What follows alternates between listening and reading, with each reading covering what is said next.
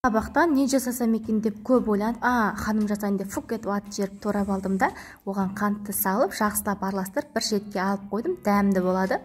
Су, тұз, сұйық май жақсылап араластырып, ұн салып, қатты қамыр илеп аламыз.